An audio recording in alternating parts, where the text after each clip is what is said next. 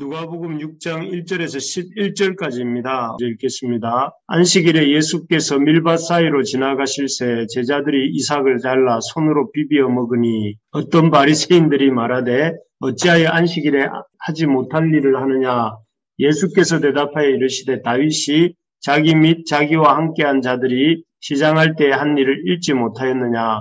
그가 하나님의 전에 들어가서 다만 제사장 외에는 먹어서는 안 되는 진설병을 먹고 함께한 자들에게도 주지 아니하였느냐. 또 이르시되 인자는 안식일의 주인이니라 하시더라. 또 다른 안식일에 예수께서 회당에 들어가사 가르치실새 거기 오른손 마른 사람이 있는지라. 서기관과 바리새인들이 예수를 고발할 증거를 찾으려 하여 안식일에 병을 고치시는가 엿보니 예수께서 그들의 생각을 아시고 손 마른 사람에게 이르시되 일어나 한가운데 서라 하시니 그가 일어나 서거늘 예수께서 그들에게 이르시되 내가 너희에게 묻노니 안식일에 선을 행하는 것과 악을 행하는 것, 생명을 구하는 것과 죽이는 것 어느 것이 옳으냐 하시며 무리를 둘러보시고 그 사람에게 이르시되 내 손을 내밀라 하시니 그가 그리하며 손이 회복된지라. 그들은 노기가 가득하여 예수를 어떻게 할까 하고 서로 의논하니라. 아멘. 예수님은 안식일의 주인이십니다. 이런 제목으로 말씀을 나누도록 하겠습니다. 경북 예천에 가면 석송령이라는 소나무가 있다고 합니다. 이 나무는 키가 10m 정도 되고 동서남북으로 이렇게 뻗은 가지 둘레가 무려 42m나 된다고 합니다. 거의 50m에 가까운데요. 또한 나무가 만들어내는 그늘의 면적이 1071제곱미터, 그러니까 한 300평 넘는 것 같아요.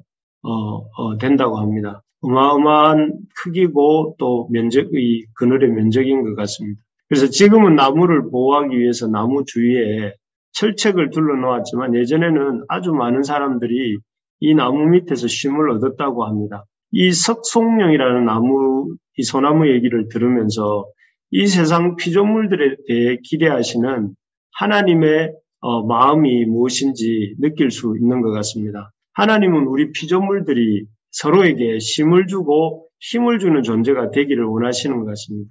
나무도 사람들에게 쉼을 주고 또 사람들도 사람들에게 쉼을 주고 힘을 주는 그런 존재가 되기를 원하시는 것 같습니다. 그래서 서로가 서로를 의지하고 또 힘이 되는 또 서로 사랑하는 그런 이렇게 이 인류 공동체 또 피조물 공동체가 되기를 원하시는 것이죠. 특히 우리 믿는 하나님의 자녀들이 그 어떤 피조물보다 더 서로에게 힘이 되고 쉼이 되는 그런 우리가 되기를 소망합니다. 특별히 우리 교회가 우리 서로에게 서로 쉼이 되고 또 힘이 되는 우리 지체들이 되기를 주님의 이름으로 축복합니다. 그런데 오늘 본문에 나오는, 우리가 읽었던 본문에 나오는 하나님의 백성들, 특히 바리새인들이라고 이렇게 언급되고 있는 사람들은 이런 다른 사람들에게 전혀 쉼도 안 되고 힘도 되지 않았던 것 같습니다. 오히려 그들은 다른 사람들의 쉼에 대해 시비를 걸면서 방해를 하고 있는 그런 모습을 우리가 오늘 본문에서 볼 수 있습니다. 그들이 오늘 본문에 보면 두 차례에 걸쳐서 이 안식일 날 안식을 참 누리는 사람들에 대해서 시비를 걸고 또 이렇게 판단하고 정죄하면서 이렇게 정죄하는 모습을 볼 수가 있습니다. 첫 번째는 배고픈 제자들이 이렇게 안식일 날 밀밭 사이를 지나가다가 이삭을 손으로 잘라 비벼 먹는 일을 보고 한 말입니다. 그들이 말하기를 왜 안식일 날 이렇게 하지 못할 일, 즉 추수 손으로 이렇게 그 밀이삭을 몇 가닥을 비벼서 그것을 불어서 먹었다는 것이죠. 그것이 일을 한 것이라는 것입니다. 일을. 그래서 왜 안식일에 하지 못할 일, 추수하는 일을 했느냐 하는 것이죠. 참 그것이 추수에 해당되는지는 모르겠지만 그 당시 사람들은 그렇게 생각했나 봐요. 자신들이 어떻게 보면 영적 지도자로서 자기들이 섬겨야 될 백성들이 참 배고파할 때에 먹는 것을 차려주어도 모자랄 판에 또 오히려 벼이삭을 한 줌 비벼 먹었다고 일을 했다면서 이렇게 정죄하고 시비를 거는 그들의 모습이 참 안타깝습니다. 오늘날 혹시 우리들의 모습은 아닌지 돌아봐야 될 것 같습니다. 두 번째는 또 바리새인들이 예수님께서 또 안식일 날 한 손 마른 사람, 손에 장애가 있었던 사람을 고친 것에 대해서 시비를 거는 것입니다. 사실 한 손 마른 사람 입장에서 생각해 본다면 평생 그는 한 손에 장애가 있었기 때문에 얼마나 힘들고 어렵게 살았겠습니까? 예수님을 매번 자주 만나는 입장도 아니고 예수님도 또 언제 그를 다시 만날지도 모르는 이런 상황이지 않습니까?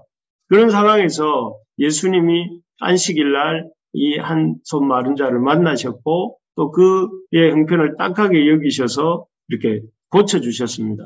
그렇다면 영적 지도자 된 사람들의 입장에서 그 자신들의 양을 고쳐주신 예수님께 보여야 될 반응이 어때야 될까요? 또 고침받은 양을 향한 참 지도자의 마음이 어때야 되겠습니까? 아마도 잔치라도 벌이고 같이 축하해주고 기뻐해주고 감사해야 되지 않겠습니까?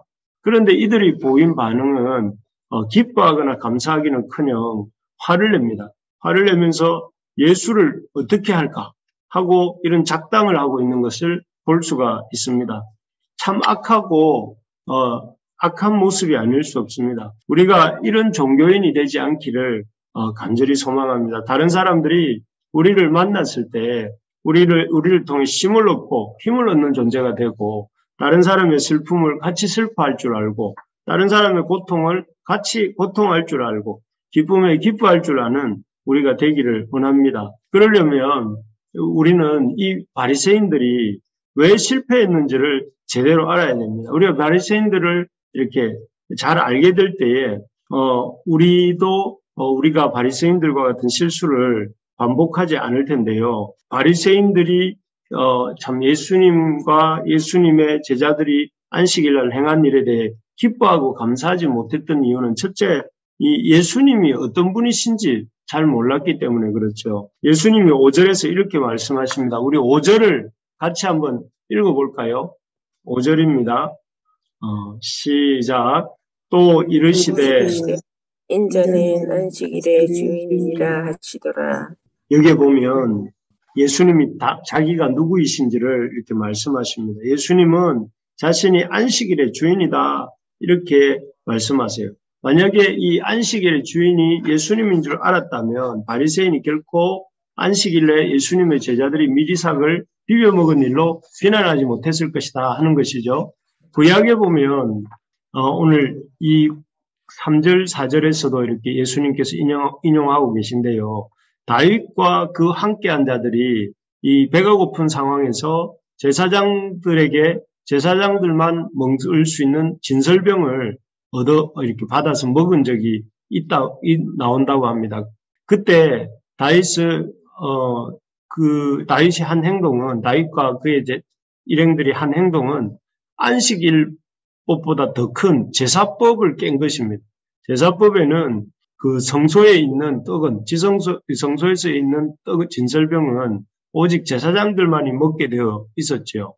그렇다면은 제사장이 아닌 다윗과 그 일행이 제사장의 그 성스러운 진설병을 먹은 것은 제사법을 깬 것이고 아주 큰 비난과 정죄를 받아야 하는 상황이었죠. 하지만 이스라엘 백성들의 큰 존경을 받는 왕 다윗이었고 또 떡을 먹었던 무리는 다윗과 함께한 자들이었기에 이 문제는 큰 문제가 되지 않았고 또 이렇게 바리새인들이나 서기관들도 그 누구도 이런 다윗이 진설병 먹은 일을 가지고 이렇게 문제 삼지는 않았습니다.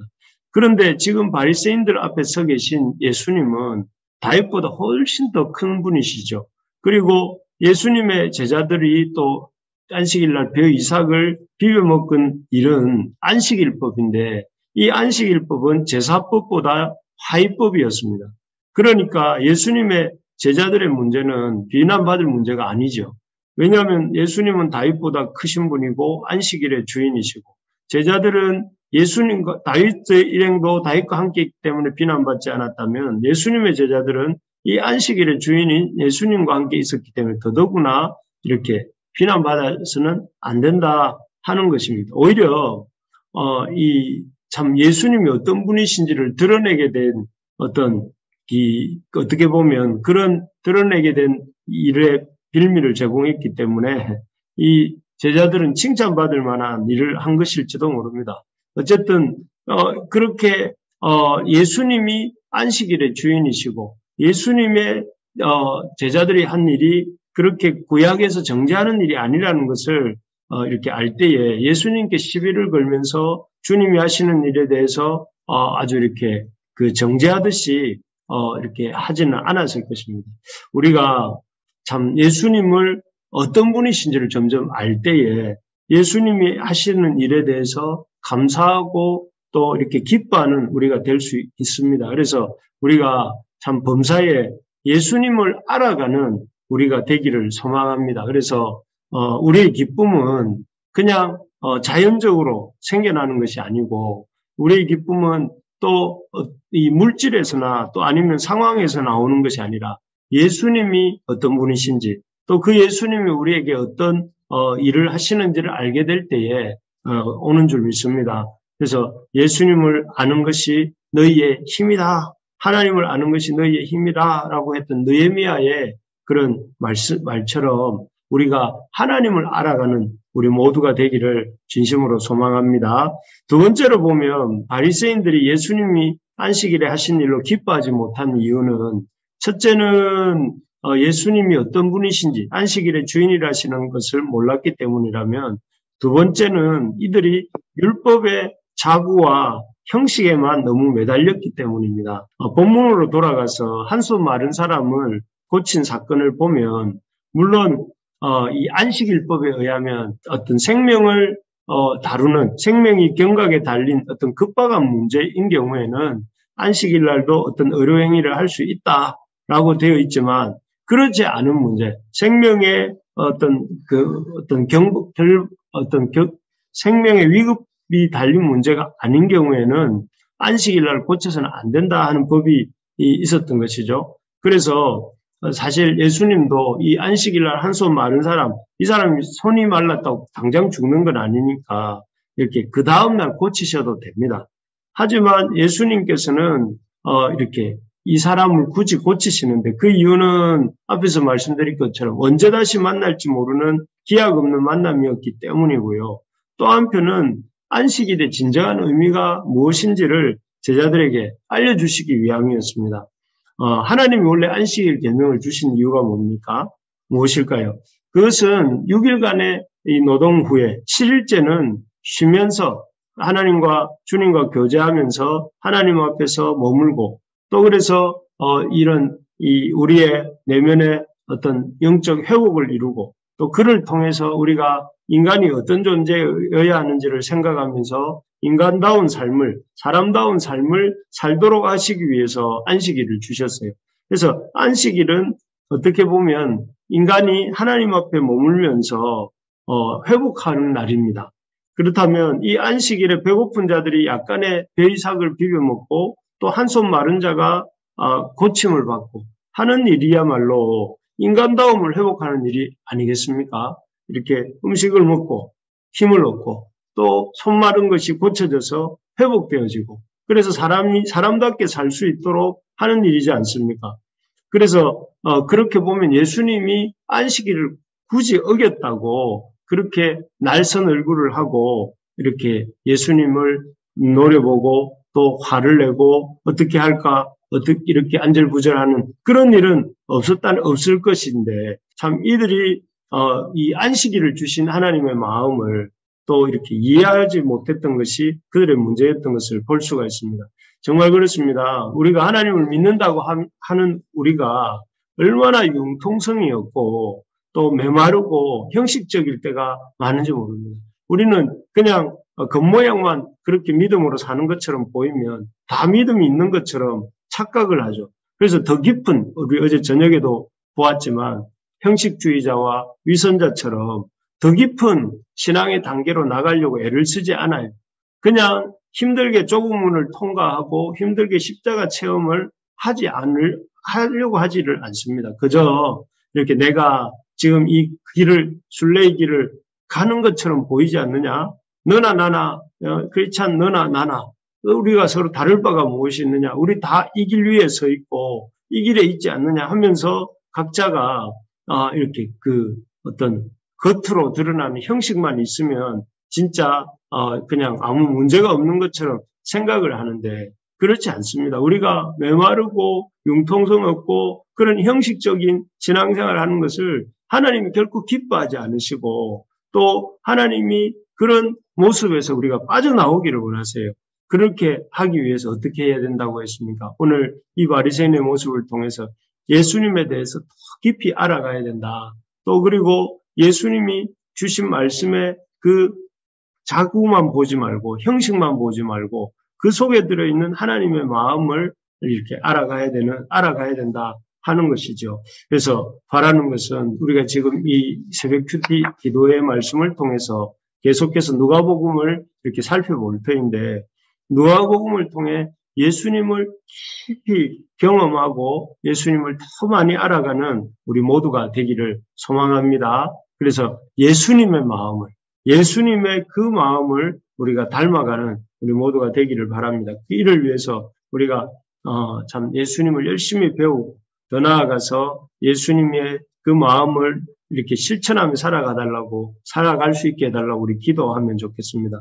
할 수만 있는 대로 우리가 사람을 많이 사랑하고 또 사람들에게 신과 힘을 주려고 애쓰는 우리가 되기를 바랍니다.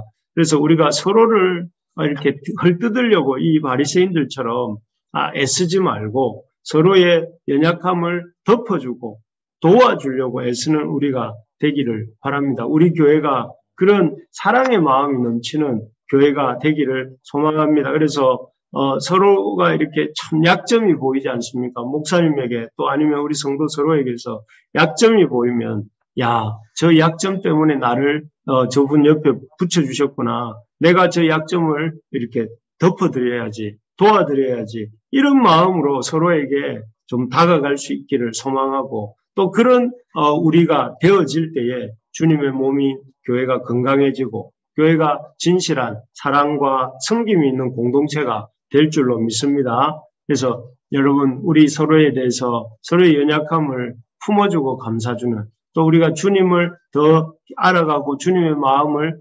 실천해가는 우리 모든 부르심의 가족들 되기를 소망하고 또 그런 오늘 하루가 되시기를 주님의 이름으로 축복합니다.